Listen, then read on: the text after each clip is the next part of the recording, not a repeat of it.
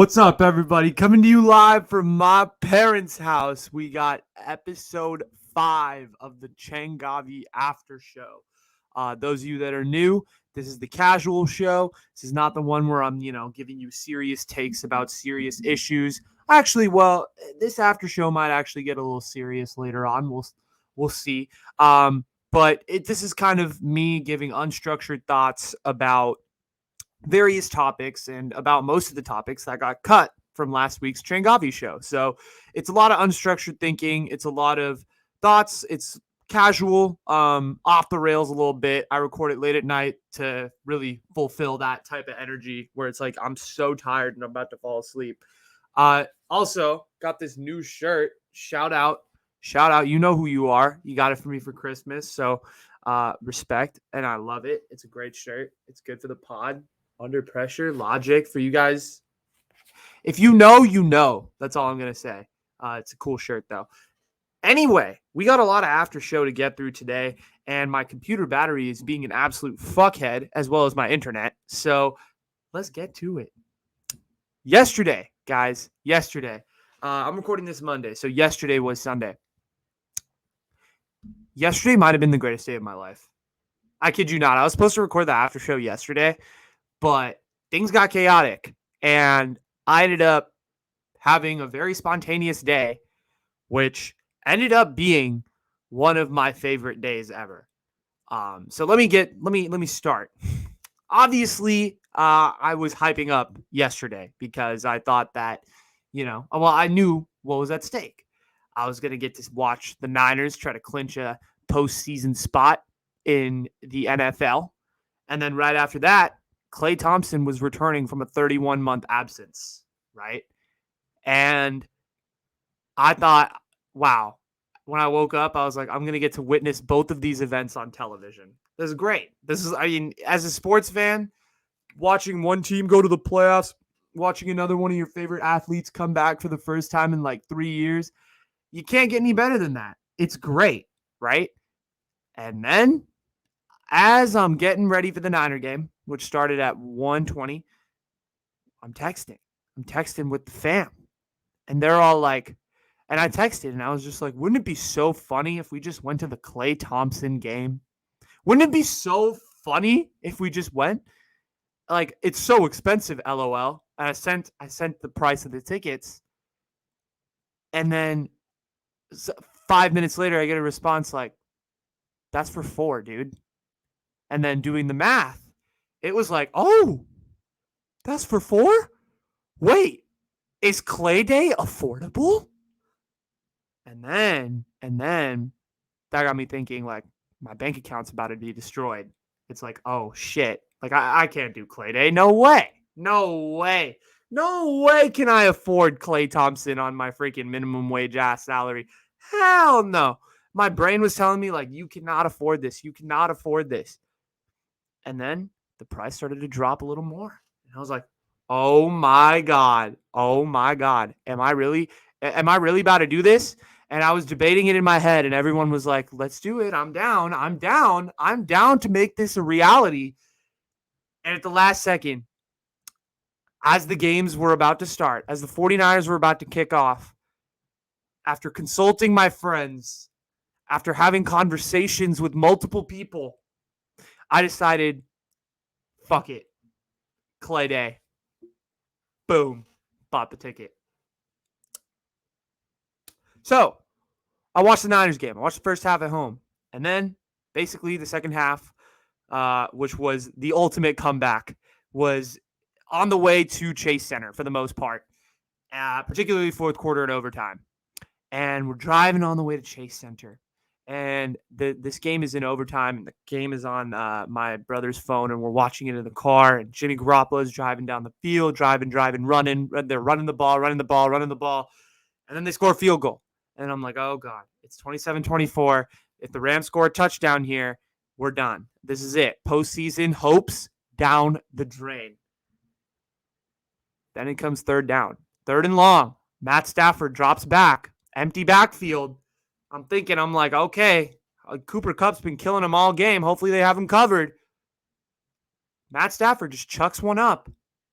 and I see a white Niner uniform, and I see the reach, and it's just a grab, and we're on the highway. We're on the way to Chase Center, and it's just a bah, and I hear the 49ers have won, and it was like, oh my God, the Niners just beat the Rams in overtime to make the playoffs. They make the playoffs. Holy shit. I wasn't even expecting this team to make the fucking like toilet bowl, let alone the goddamn playoffs. Week 8, I had them done. Week 8, I was like, fire everybody, clear house. This is a rebuilding franchise. And then Ambry Thomas seals the deal with an interception. And I'm like, oh my God, this day is incredible. The Niners just won in overtime and are the 6th seed playing Dallas next week in the playoffs. Great day. Great day to be a Niner fan, right? You're in the postseason. Dallas is going to be tough, but you're in the postseason. That's already a great day. Then we're driving. We get to Chase Center. And keep in mind, this is all on the way to Chase Center. I wasn't even in the frame of mind to process the fact I was about to see Klay Thompson, one of my favorite athletes in the whole entire world, come back from an injury. Okay. We get to we get to the parking lot, get over to Chase Center. We're there. And I was walking through Chase Center for the first time, and I was like, oh my God, this is incredible. This is the best thing I've ever seen in my life. And it's futuristic. It straight up looks like an arena from the future. It's beautiful. If you've never been to Chase Center, walk outside of Chase Center. Just be in its presence, dude. It's so nice. You got a beautiful view of the water from the south entrance, I believe it is, and from the north entrance, you have Thrive City, which is absolutely amazing. You go into the arena, everything is it feels very open. It feels like there's a lot of space. We were sitting way up in the nosebleeds, but I could still see the whole game. It was a beautiful view. Then I got to see Klay Thompson be introduced on the PA, and I couldn't even hear myself think the arena was that loud when they said he's back. It was like, ah! So I got to watch that. I got to watch that amazing electric performance of Klay and everything that happened. And that was so freaking cool. And then, and watching him get introduced, and then watching him hit his first bucket, and then the dunk. When Klay Thompson dunked for the first time, I have never seen, it felt like the We Believe moment for my Warrior fans. You know what I'm talking about, the Baron Davis dunk. That's how loud it felt like Chase Center got when Klay Thompson hit that poster. It was incredible. I have no words to describe the vibes that I felt watching Klay hit buckets. He had 17 points. Every single one of those 17 points were just filled with loud cheers, including the end of the game. The whole stadium was chanting, "We want Thompson. We want Thompson." And it was beautiful. It was Klay Day. It was a celebration. The Warriors won the game easily. They had control pretty much the whole way through. Never thought the Cleveland Cavaliers were about to win the game. They win the game. We're walking out. Get dinner. Okay, it's like been 2 hours, an hour and a half, 2 hours since the game started. Since the game ended. And we walk out of dinner, and we're walking on Chase Center. We're just walking out of Chase Center, and there's like a strip of road. So the way it works is like Chase Center, and then there's the sidewalk that just goes straight, and you hit Oracle Park. That's the next, they're kind of on that same road. So if you go a little bit farther, like up north, like maybe 0.4, 0.5 miles, you hit Oracle Park. So Chase Center and Oracle Park are pretty close together. You're walking. And so we're walking. We're like right past Chase Center, passing by some buildings, whatever. Like, it was a great day. Like, I was just basking in the glory of that. And then the day got even fucking better. Okay, so we're walking. We're just walking casually. We're just walking to the car, gonna go home, it was a great day.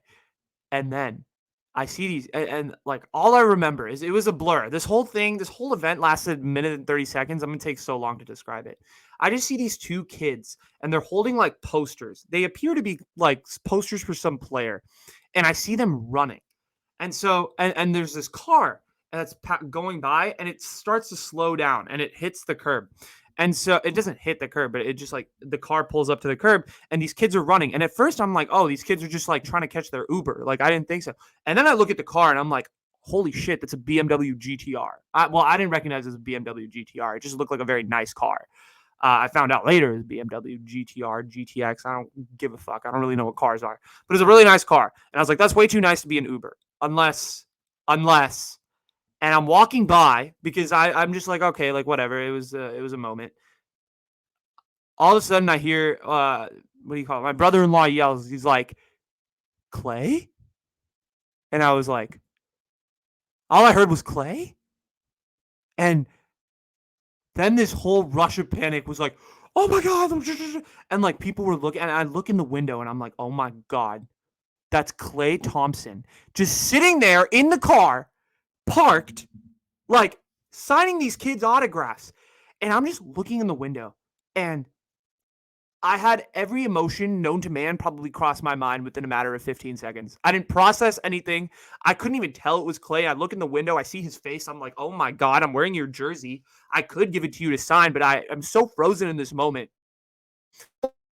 Words I could bring my day in the open window were, I'm so sorry, Klay, to be such a disruptive fan. And I heard him say thanks, man, but he could have been referring to the other guys who were getting their shit signed. I don't know what it was. I freaked out. I need a redo. That was my first word to Klay was, I'm so sorry, Klay.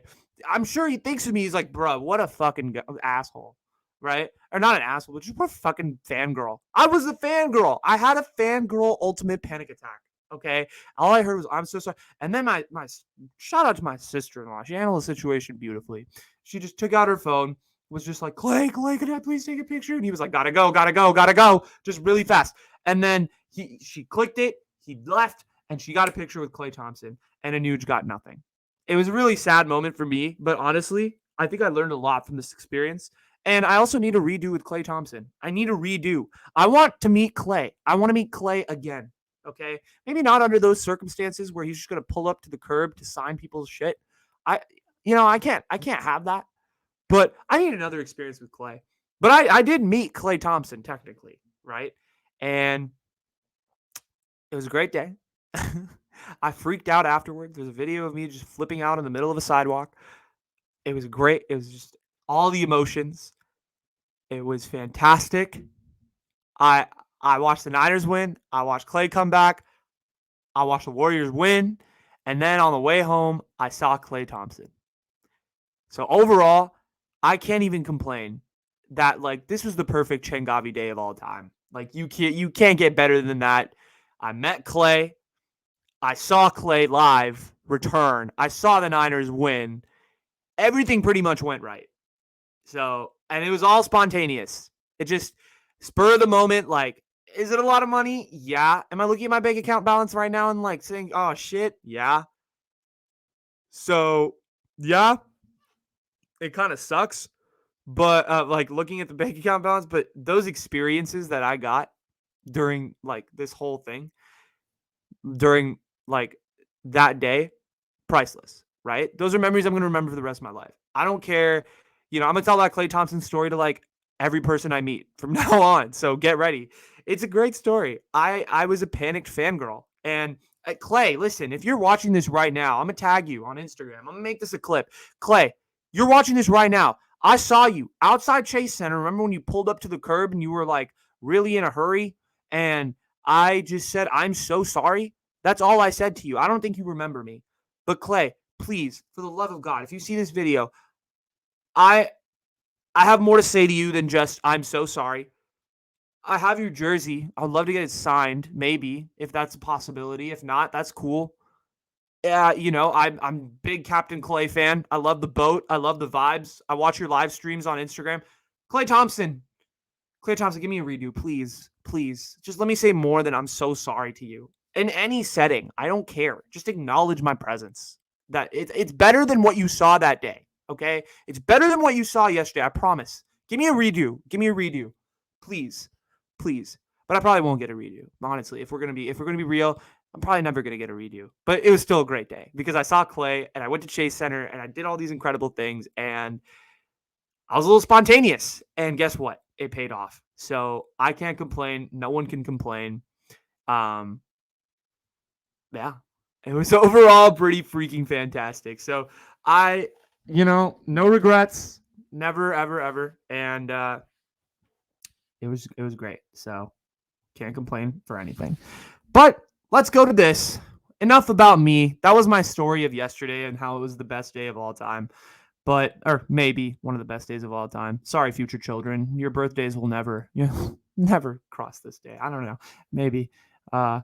If my future children see this, I'm so sorry that you witnessed me say all that stuff. Okay, let's go to this. Starting a band in a garage, dude.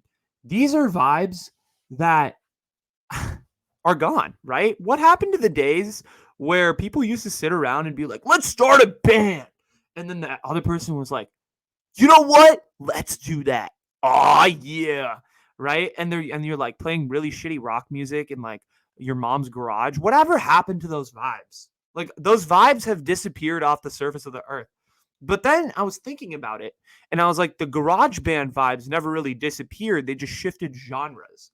So like starting the band in the garage was like a fantasy of the 1990s of like white suburban kids living in fucking Boise Falls, Idaho. I'm pretty sure I just combined two different cities in the Midwest. Living in freaking Boise, Idaho, you were sitting in your mom's basement and you're like, I'm bored. Let's just play music and like, and blow up like fucking Nirvana or whoever it was, right? That was the vibe. That was the fantasy back then. You don't see that anymore. You don't see bands anymore because everything is all independent now. It's all independent artists. It's all rappers. It's all, and this is the point, is that it shifted from garage bands to like bands, rock bands in the garage to SoundCloud rappers. SoundCloud rappers are the new starting a band in the garage. SoundCloud rappers are like I'm putting my music out on SoundCloud, follow me. And then overnight you could blow up, obviously one in a million, e.g. Lil Pump, XXX, Triple X, couple others. You could blow up and then suddenly you have a platform and suddenly you're a rapper, right? That's like the starting the band in a garage fantasy, except it shifted genres because hip hop and rap has become the number one genre in the world. It's no longer rock music. It's no longer bands. And I was thinking about this the other day and I was like, holy crap, have bands died? Are bands dying? Right? Because back like when I was a kid, 2005, 2006, like you had a hell of these like garage bands, like right, the Strokes were popular, Panic at the Disco, Fall Out Boy, Switchfoot, like all of these bands are popular. And I'm not saying that they're unpopular now. Like I'm still bands are obviously a huge deal, but I feel like it's slowly transitioning into something else. Maybe we're going to see more rap collectives. I don't know. I don't know the music industry. I don't know the trends, but maybe bands are not making a comeback. Bands aren't making a comeback for a while. In fact, bands have been on the decline if you think about it, right? It's because of the fact that the genre, the popularity of rap music has just increased tenfold and rock music hasn't necessarily, grown its base. And that was just super interesting for me to think about is like, I do love the garage band vibes because it's the ultimate come up story. It's like mom's basement playing guitar one day and then the next you're opening up for like the Kings of Leon and fucking MSG, right? Like that's the classic like narrative behind bands. And like that's no longer like Maroon 5 started as a band called Kara's Flowers in high school. And little known story. Started as a band called Kara's Flowers in high school, and they had a decently successful album that like sold all around LA. And then they graduated high school. A couple of the members left the band, and then Adam Levine and then a few others started to form Maroon 5. They released a couple songs, and then they blew up, and then they obviously became the worldwide phenomenon that they are today. So like that story of Kara's Flowers, Maroon 5 no longer happens. Instead, it's the story of Lil Pump, posting a video of Gucci Gang, posting his song Gucci Gang on SoundCloud, which I'm not sure actually of how he came up. I don't know Lil Pump's come up story, but posting a fucking stream of Gucci Gang, and all of a sudden you look up and 2 days later you are the shit, right? It's like there's no longer this garage band aesthetic of life where it's like, oh, it's going to be like a slow and steady come up until someone notices us, or like we're playing a live show at some small dingy bowling alley in Glendale and some music executive just happened to be there for his daughter's birthday, right? Like that shit is just like that's come up story is no longer there. The come up is different now. The come up is through social media, right? Someone gets to see the post on their phone and all of a sudden you get a DM from fucking Capitol Records and they're like, we want to see a demo now, right? It's the way the world works is it moves way faster. The garage band aesthetic was slow moving. It was steady, right? It was like you had to get to this step and then you started doing live shows and then people started buying your records, your physical records. And then the physical record had to end up in the right person's hands who called you. And then you guys set up a meeting, right? It's like, it's much slower. Now it's like Lil Pump gets 1 million streams on Gucci Gang, or sorry, XXX Tentacion gets 3 million streams on Jocelyn Flores on SoundCloud. Next day, he gets a text from fucking RCA Records and boom, he's got a deal, right? 2 weeks. The garage band is dead. The garage band aesthetic is dead. And I think that's such a travesty in our society because the garage band, I love the garage band vibes. I'm a big believer in that type of come up, the slow and steady. But no, now every day, now it's like boom, boom, boom, new rapper, you're the shit. Get signed to a record deal. Boom, release your debut. Everything moves so fast. But like the garage band was like, okay, milestone. And I guess, I mean, of course I want to be like the best podcaster I possibly can be. And I want to make money off of this at some point, to become the content creator that I want to relate it back to myself. And I'm trying to combine, I guess, this garage band aesthetic of like, or the garage band like come up story of like slow and steady, but in a social media era where it's go, views, clicks, clout, fame, right? So combining those two things together seems counterintuitive, but I feel like if you can, that's going to create this sort of middle class where you can work in creation and content and making a podcast while also being able to just pay the bills and live your life. So I don't know. It's an interesting thought. There's partially a reason it wasn't included on the Changavi show is because of the fact that I had probably, it's not it's an incomplete thought. It's just, an exercise that I was going through in my head. I was like, oh man, garage bands, cool. So, it was pretty cool. And I'm going to bring it back to myself in the next one because we're going to talk about my internet trollness, right? Am I an internet troll? Is Anuj Changavi an internet troll? This is the real question that I want to answer for myself. I have no idea. I've been told that some of my takes come off as trolly. Some of my takes come off as controversial, which I guess can be troll-ish, but also I don't know. I don't think I'm an internet troll. I'm not trying I was listening to this interview. I think this is what spawned this thought. Is I was listening to this interview with Hassan Minaj and Sean Puri, who is this like businessman, business guy who worked at Twitch, and he has his own podcast now called My First Million.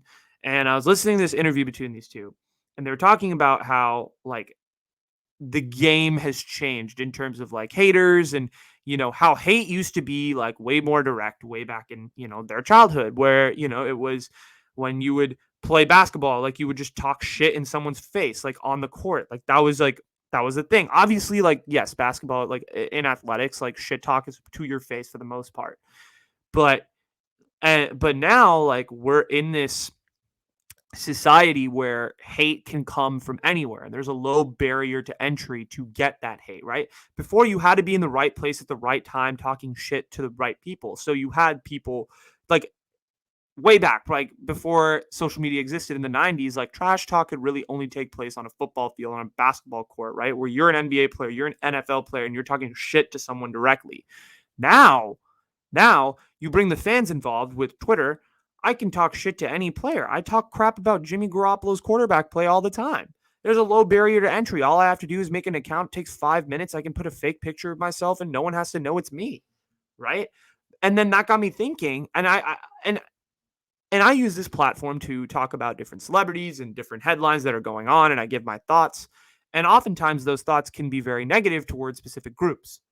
And then I started thinking, I was like, am I an internet troll? And I go back and forth on it because, yes, do I take advantage of this low barrier to entry? Absolutely. There's no barrier to entry for me. I just created this I created my anchor.fm account in 5 minutes, and I had a podcast, and I could do whatever I wanted on that podcast, right? I don't have as big a following to like get every single one of my messages like tracked. No, people aren't coming after me and retweeting me trying to cancel me because I'm not that big.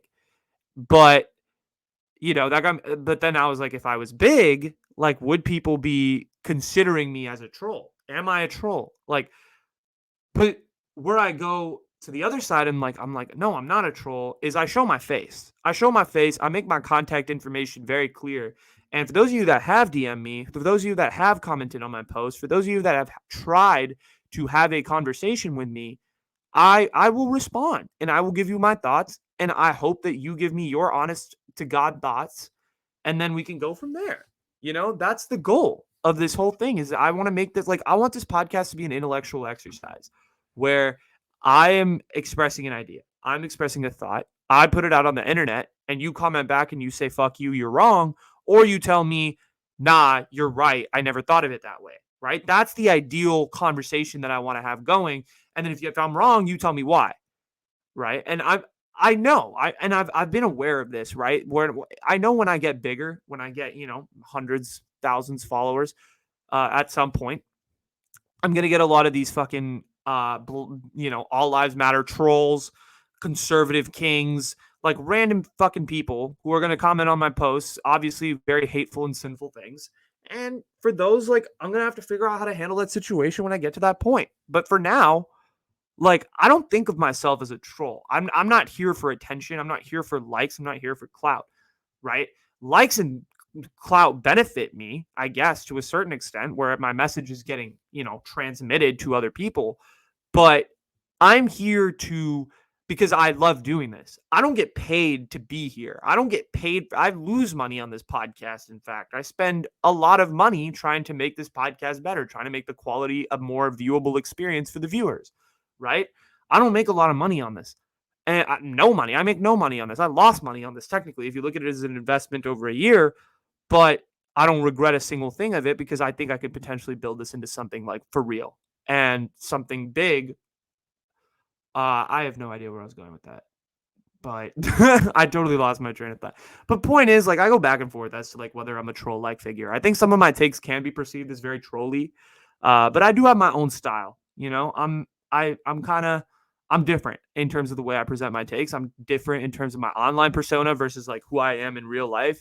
And I think the people that know me and the people that actually attempt to have these conversations, if they disagree with the take of mine, know that I'm a very different person offline, in person, when we're having, when we're spending time and having conversations. So am I an internet troll? I don't think so. You may think so with some of the takes that I put out or whatever, but that's cool. That's what it's about, bro. Disagreement and interesting thoughts. I was thinking a lot about this recently, dude. I've always wanted an album.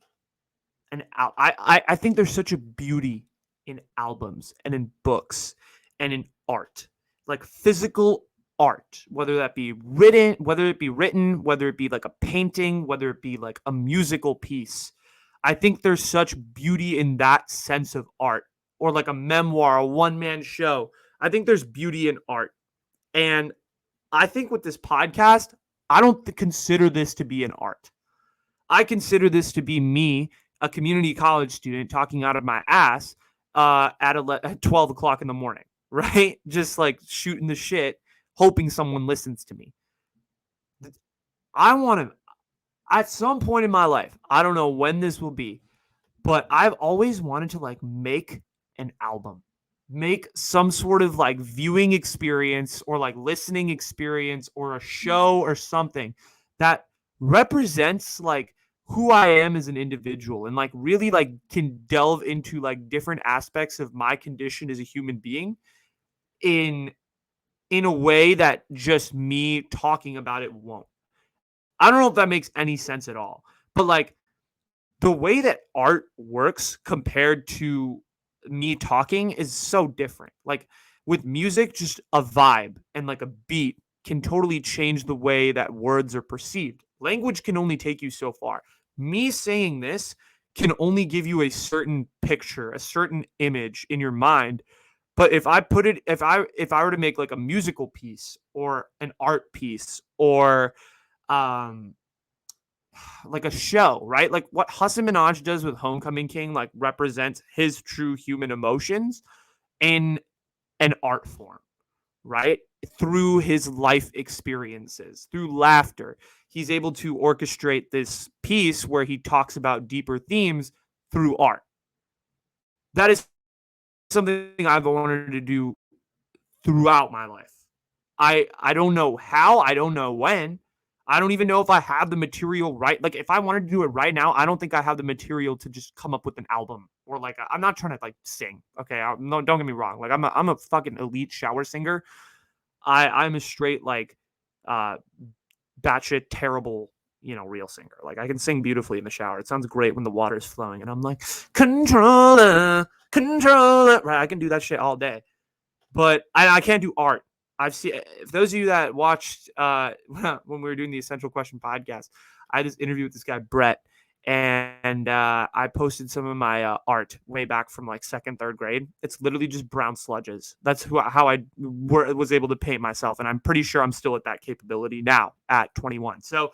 Art is not going to be the thing. I think if it were to be a piece, if I were to do like a piece about like the inner human condition that is me, it would be in like a comedic form maybe, or like a show or a monologue. I that's the thing, is like I'm confused on the medium at this point, but I have plenty of time to figure that out. But the Changavi album is TBD. My brother's a rapper, so he does this shit all the time, right? He has albums that can just like represent things that he cannot personally express through words, or would personally not be as effective through him just talking about it. But through music, it's way better and it's way more effective. It's different. It's a different vibe. So the Changavi album might come out sooner than you think. I don't know. I don't know when it's going to come out, but when it does, be ready. Be freaking ready. It'll be cool. It'll be cool. I promise. I promise it won't be like a drag album. Like it's not gonna be stupid. It'll be cool. At some point. In my life, it's on my bucket list. Whether it be a memoir, whether it be an album, not an album, but maybe a podcast album. This cannot exist. Can I create the first podcast album? I don't know. In some sort of art form, I want to like express my human condition self. And I'm going off the rails at this point. Jesus. Okay. So can we like kick it back to current events? We talked a lot about like me and my artistic condition and like we're introspective for a second. Let's go to the outer world. This is a topic I cut because it really can get problematic in my opinion. Body positivity. I've asked about it on my late night questions and people have had thoughts. People have had a lot of thoughts. People say like, oh, like you should totally be body positivity no matter what. There should be no other outlying conditions and all of this stuff. And and there are people who are like, no, body positivity is very nuanced and it's different. And here's the thing that I feel about body positivity. And I got to be very careful because as a dude, it's very different for me to talk about body positivity versus like women, because I think women are the ones that really have to deal with this issue. And I've noticed that like a lot of people who are very vocally against body positivity tend to be male.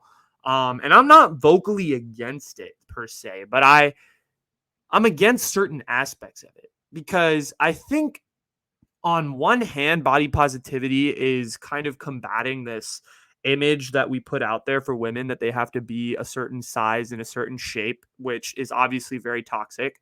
The way that models are, like there are 0.0000001% of people that look like that have body types like that. Not everyone is going to be absolutely perfect. And far between in terms of like body type. Also, a lot of them are photoshopped. It's been physical. There's evidence all over to suggest that, and there's also like documentaries, videos, and all sorts of stuff about how fashion photographers like Photoshop the shit out of models. Anywho, that does not matter because on one hand, I totally agree with that message of like being like, yo, you're a woman, and if you look a certain way that is different than this perfect shape that society has deemed to be the number one thing, that's fine. Like you should like that. It's normal to look different, right? Everybody has a different body. Not everyone is going to fit in.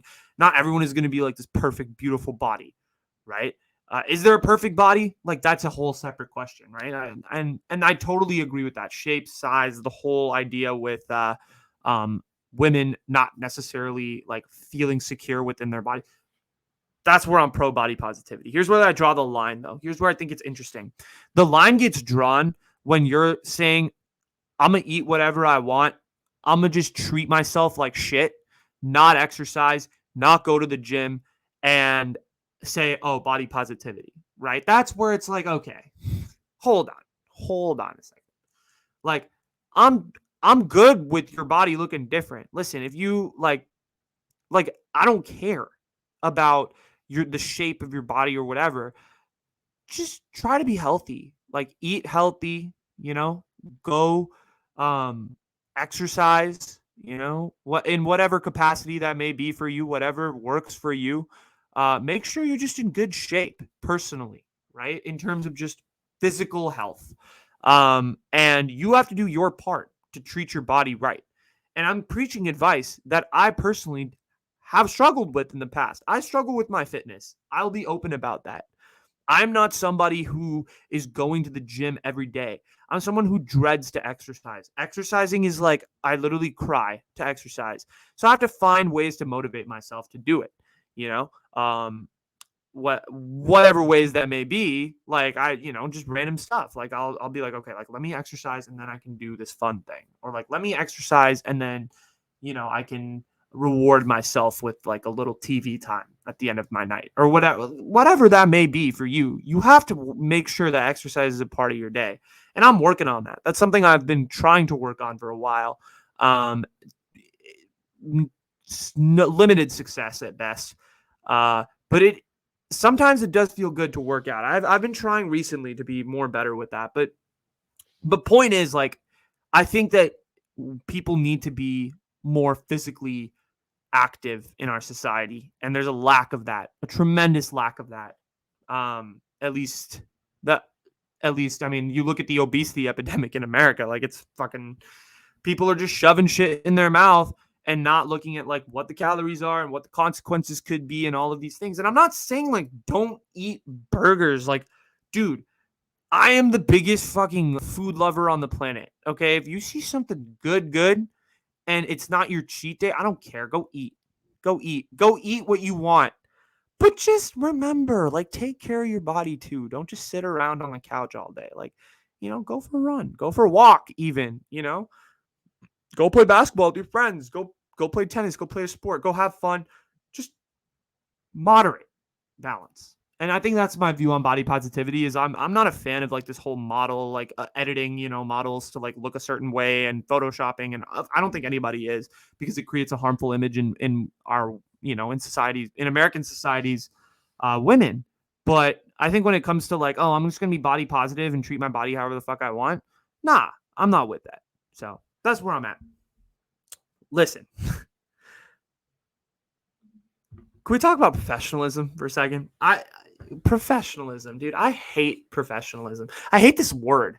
I hate like professional. Like it's just so fucking stupid. I don't know. Maybe it's because of the fact that I am a fucking amateur myself, right? I'm someone who is just trying to make this podcast thing work from like a corner of my bedroom. And I'm talking to myself in a camera at like 12:10 at night.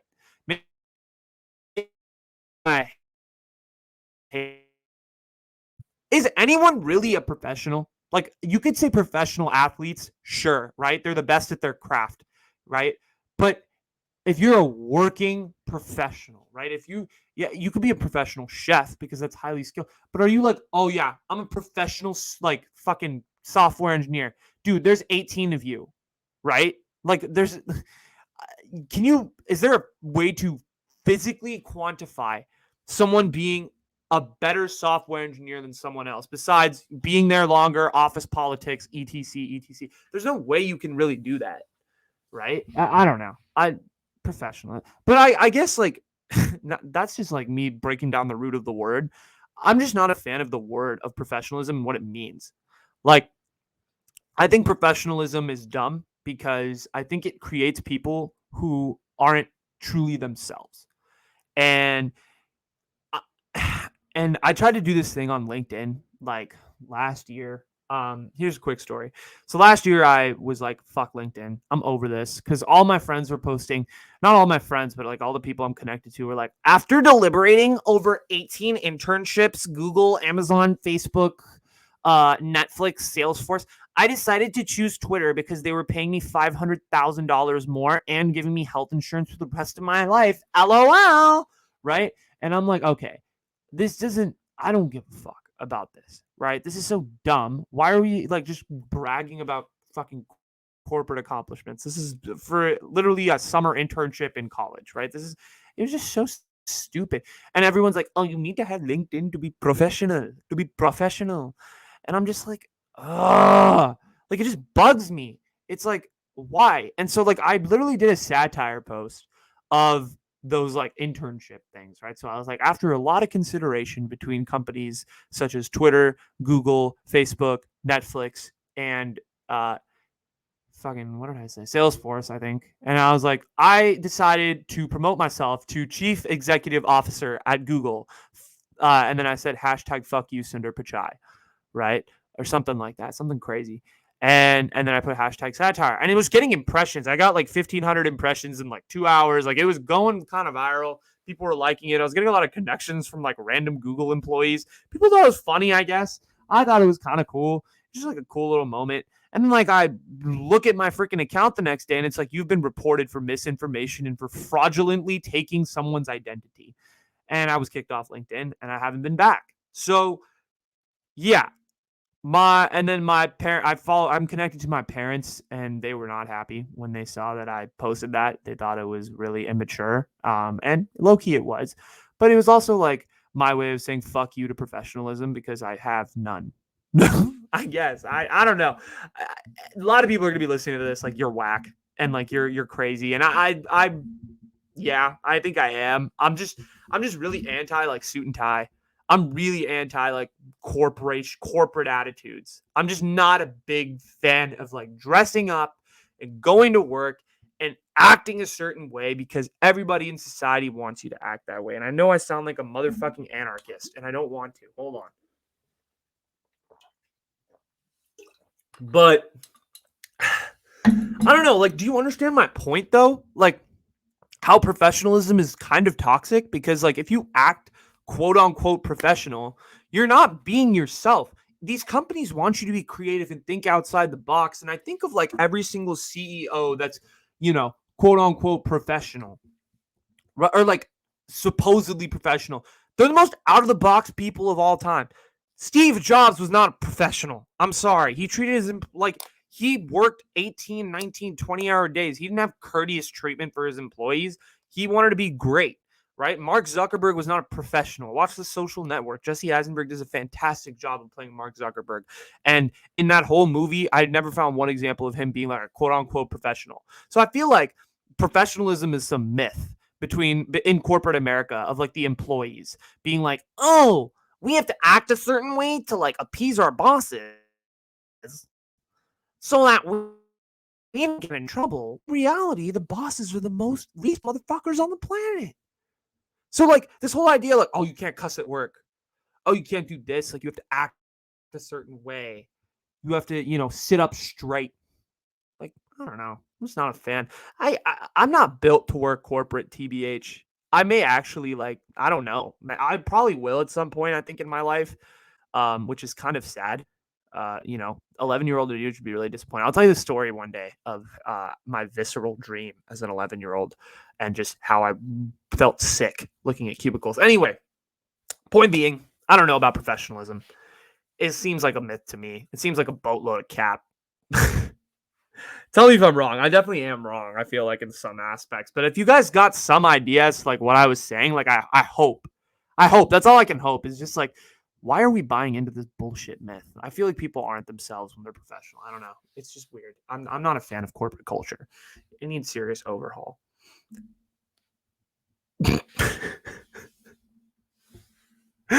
This next topic you guys are gonna love.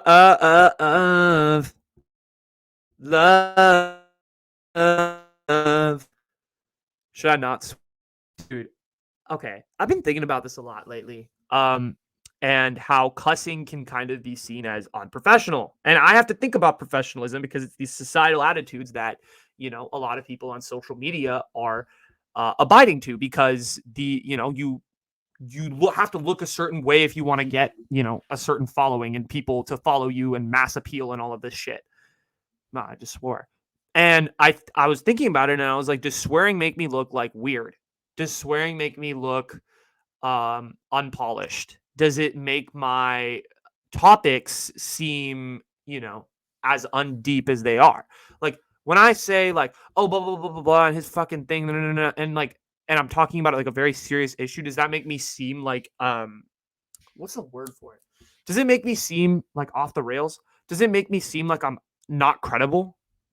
That's a thing like I'm trying to build. It's like you have to build credibility, I feel like, as a content creator with your information, with the way that you present stuff.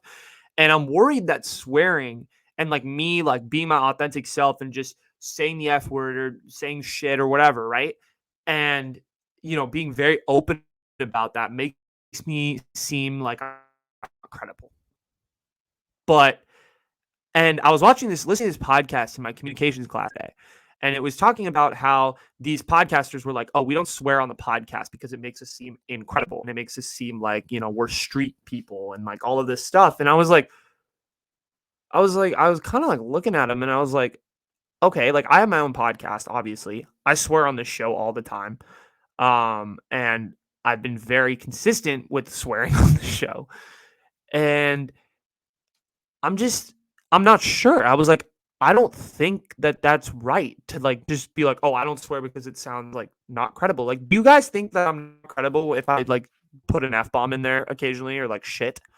Like, am I not building credibility with you guys? I'm confused by this. I don't truly understand it, but it's just an interesting thought that I've been thinking about a lot. Even in life too. I feel like people look at me and when they hear like, oh dude, like fucking this, and like, if I say that, like people are just like, oh, oh, he's low key not credible. I don't know. That's something like I pick apart in my head, and I've tried to swear a lot less. I think on the Changavi show. On this show, I don't really give a fuck, to be honest. Like this is like me just being myself, and I'm just gonna talk about topics that I want, like that talk about all the topics that get cut, and just be honest and unfiltered. And I think that's the appeal of this show. But I'm not sure. I'm really honestly not sure as to like what I feel with this whole thing of like swearing and all that. So interesting. It's definitely it's definitely very interesting.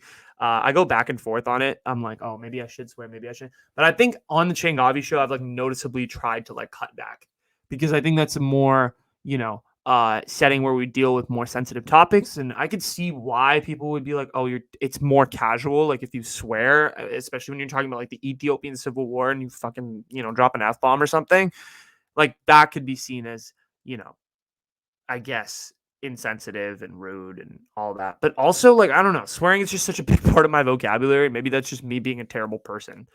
I don't know. I really go back and forth. So I'm curious. Like on a lot of these topics, like I want you guys to DM me. I want you guys to like converse with me and be like, no, I think you're right. Or like, dude, what are you on? Are you on crack? Like, are you on cocaine? Like, are you okay? Do we need to get you checked in somewhere? Right? Like, give me both. I am so down to hear anything. But yeah, I mean, I've been thinking about swearing a lot. And I need to end the show on a very serious note. So I think I'm just going to cut the swearing for a bit. Or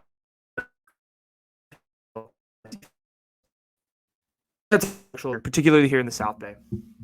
This is a topic that's very. Hold on, the banner disappeared. Sorry.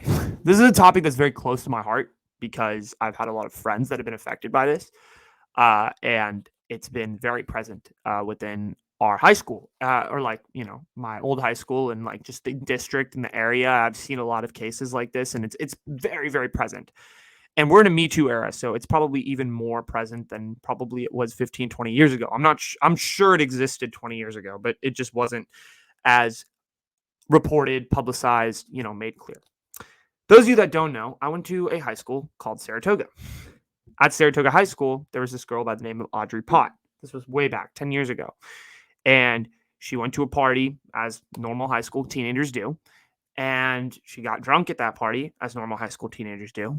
And I think she went to go take a nap in a bedroom. And unfortunately, there were just three guys who thought it would be funny to draw on her and, physically, I guess, put her in compromising positions, take pictures, etc., and then, do stuff to her sexually.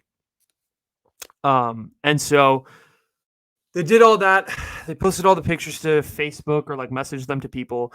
Audrie Pott told them to get rid of the photos. Like that was horrible. Like all of this stuff, obviously dealing with a lot of trauma. Eventually though, like the trauma got too much and she ended up taking her own life. 10 years ago, 2012 at Saratoga High School, my high school. And I went to high school in a very unique time, I'd say, in the world. Me Too was just becoming a thing as I was a freshman. Hashtag Me Too. All the sexual assault stuff was really coming to light about Hollywood, and a lot of people were coming out and telling their sexual assault stories, even in our high school, and talking about different things that they had gone through, whether that have been like guys at our high school, like sexually assaulting women, or like other guys in the community and all of that stuff. It was this big deal. And we had this huge event that took place in 2012 where a girl literally committed suicide over a sexual assault. Swept under the rug by our principal. Swept under the rug by our high school. There was a documentary released about Audrie Pott in 2017 or 2016 in our high school. There was one mention of it in the school newspaper. That's it. No teacher talked about it. No administrator talked about it. Nobody. We kept it hush hush at our high school. We did. That's not right, dude. That's not right. You have some shit that goes down like that at your high school, like in your community, and you don't bring it up when there's this huge worldwide issue going on. What? Like, I don't agree with that, right? They were talking to us in history class about Me Too and about how you need to stand up for women and women's liberation and all of this stuff. And I'm like, there's this horrible example that like shines a gray cloud in our community, and we're not going to talk about it. Not the school newspaper. No teacher, no administrator, nobody talked about it. And I know teachers and administrators follow me on my Facebook and my Instagram and whatever, and that's cool. And you guys are probably going to see this and you're going to get mad. But no one talked about Audrie. And Me Too happened when we were in high school, and there were a lot of girls who were going through sexual assault stuff in high school that were affected and honestly, I think we could have used opinions and thoughts on that. Like, instead of trying to shy away from the Audrie Pott example and just like cover it up, I think if we had brought it out into the community and had an honest conversation about it, even as the documentary came out, in our history classes, in classes where we were literally talking about women's rights and, women being treated better, I think it would have been way more effective. And that didn't happen. And we are at the point we're about to reach the 10-year anniversary this year of Audrie Pott passing away and committing suicide. It's a national media case. And our high school still doesn't talk about her. No one talks about Audrie Pott. There was one announcement made at the local middle school. No one wants to talk about it. No one wants to acknowledge that there was a huge mistake made. Yet our high school and a lot of high schools all around this South Bay go around preaching Me Too, Me Too. And in reality, they're just covering up all the sexual assault stuff that's happening and don't acknowledge the fact that there's this huge gray cloud in our community. I don't know. It's really bad. And I do encourage you to look up the Audrie Pott case if you're curious, if you want more information. I've done a lot of research into it, and I have found that the administrators at Saratoga High School in particular covered it up for the most part, didn't really talk about it, acknowledged it for maybe a week and moved on. And our principal, Paul Robinson, who I have a personal relationship with, I'll tell you this, I didn't agree with the way he handled Audrie Pott. I did not agree with the way he handled Audrie Pott because, of course, the stuff right after the event, all of that, sure, he did his thing. I wasn't in school. I was 13 years old. I don't remember any of that. But let me tell you one thing that he did when I was literally just graduated high school. He became the interim principal at our other district's high school, Los Gatos. And he said, Paul Robinson said this. He basically insinuated that rape culture didn't exist. It's in a public interview. I don't remember the exact quote, but he basically said rape culture didn't exist in our district. And it was like a very minimal issue. He minimized that issue when there was a mom in Los Gatos freaking 2 weeks ago that got arrested for grooming young women to have sex with her son and their football team at Los Gatos. This shit still happens. And we still have administrators that aren't acknowledging this fucking issue. And I see Me Too confession posts in Me Too Saratoga High School, Me Too Los Gatos High School. I'm sure it's happening all around the South Bay. I got to call out the issues like I see them in my community, and this is one of them. No fucking administrator is doing anything. It's awful. And no one's acknowledged that 10 years ago there was this national media case that took place. No one has acknowledged that. No one has acknowledged the fact that Mr. Paul Robinson went on public record to the Los Gatos newspaper and said what he said. This is the fact. This is the truth. I'm calling it out like I see it. Schools, stop trying to hide from the problems. Tackle the problem. I think it's simple. And I think it's obviously it's more complicated, and I'm sure there's like a huge perspective on like a teacher and an administrator and all that. But I'm calling everybody out. Calling Saratoga High School out. Acknowledge the problem. Talk about it. Have open discussions in your classrooms, because there are probably young girls, teenagers, who are going through shit that could use an honest conversation about sexual assault and the things that are happening and the fact that it has ravaged this community.